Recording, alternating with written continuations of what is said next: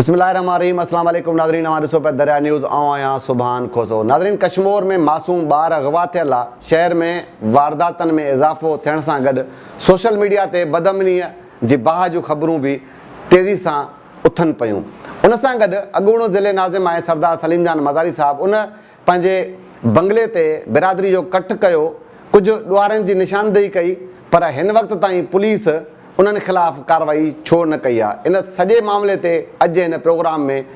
जेको आहे त ज़िक्र कबो। सभ खां पहिरियां शुरूआति कयूं था त मासूम ॿारु आहे, गुडू मां अगवा थियो आहे, जंहिंखे केतिरा ई ॾींहं सरफराज़ 5 सालनि जो मासूम ॿारु आहे उहो अगवा थियो आहे। उनखे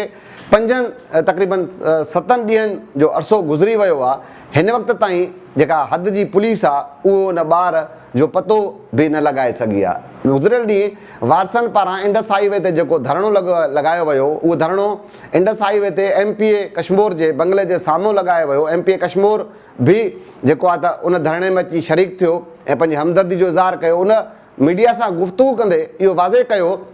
त हिन वक़्त ताईं इहा ख़बर नथी पइजी सघे त ॿारु आख़िर वियो केॾांहुं आहे। इंतिज़ामिया सां राब्ते में आहियूं, कोशिशि कबी त जल्द खां जल्द जेको ॿारु आहे, मासूम ॿारु आहे, उहो बाज़ियाब थी वञे, पर हिन वक़्त ताईं जेको मासूम ॿारु आहे उहो बाज़ियाब न थी सघियो आहे। उन सां गॾु शहर अंदरि सरेआम हिकिड़ी ॿी वीडियो आहे, दीवान जी दुकान ते वञनि था हथियारबंद, बुट ॿधल आहिनि, वञनि था थाणे जे बिल्कुलु गॾो भित सां भित जेको उन दुकान जो आहे उतां कार्रवाई थिए थी, पर हिन वक़्त ताईं जेके उहे जवाबदार आहिनि उहे बि गिरफ़्तार न थी सघिया आहिनि।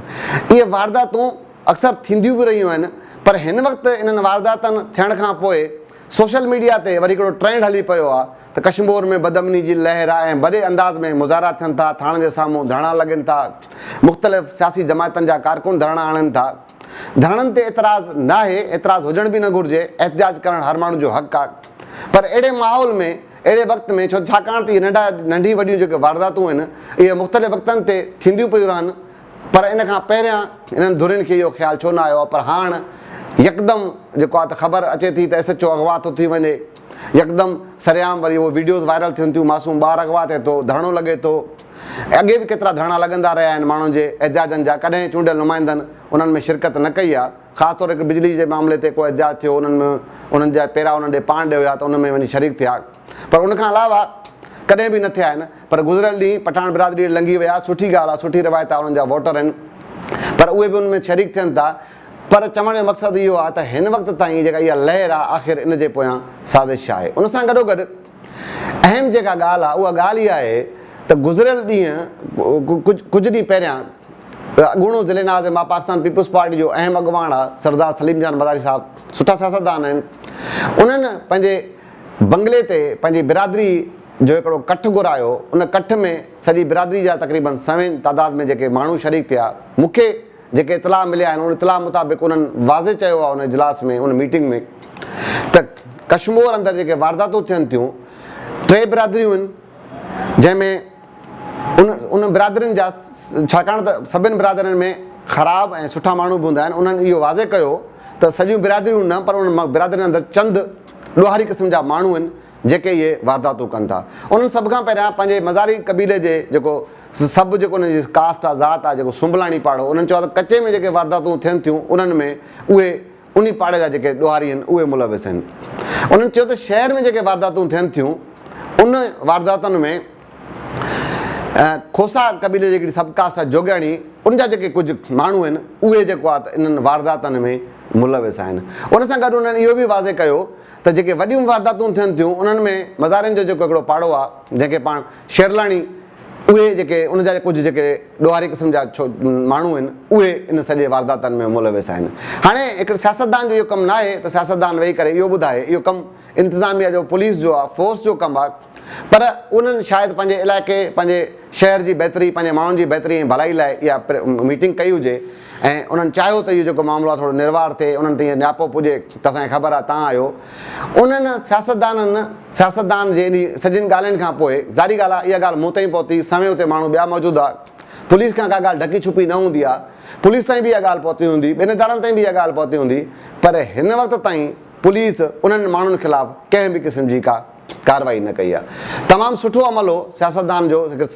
मक़ामी सियासतदान आहिनि, उन्हनि सुठो अमल आहे त उन्हनि माण्हुनि जी निशानदेही कई ऐं शायदि इहो न्यापो बि ॾिनो त इन्हनि सां मुंहिंजो ऐं कंहिं बि क़िस्म जो ॻांढापो न सम्झियो वञे, पंहिंजी ज़ाती वज़ाहत बि उनखे तव्हां सम्झी सघो था त उन्हनि पंहिंजी वज़ाहत ॾिनी हुजे त मतां मुमकिन आहे को माण्हू सम्झे त इन्हनि माण्हुनि जी मां को सरपरस्ती कयां थो, पर उन्हनि वाज़े इहो बि पंहिंजो जेको पांद आहे उहो आजो करण जी कोशिशि कई आहे।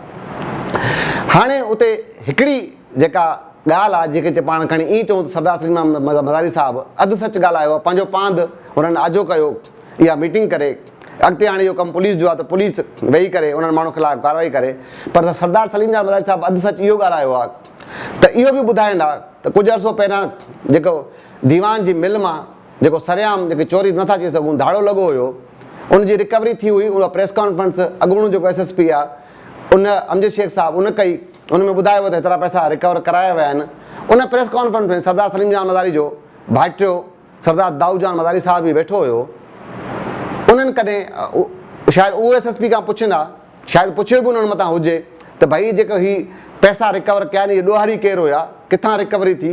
कंहिं इहो सॼो कुझु करायो, इहो केरु हुयो, उनजे ख़िलाफ़ु कहिड़ी कार्रवाई थी आहे। पर इहो सुवालु दीवान त हुई ग़रीब कारोबारी माण्हुनि उन्हनि न कयो, पर हिननि बि न कयो। सरदार सलीम जान मज़ारी साहिब खे उन सॼे मामले जी ज़ाती तौर ते ख़बर आहे। पोइ सरदार सलीम जान मज़ारी साहिबु आख़िर उहो नालो छो नथो खणे त शहर में जेको ख़ौफ़,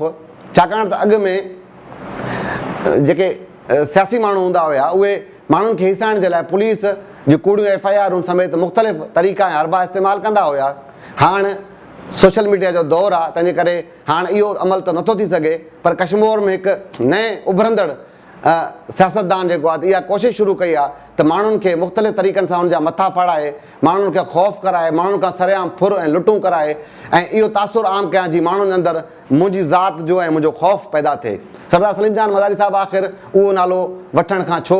गुरेज़ा हुया, आख़िर उहो नालो छो न वरितऊं, या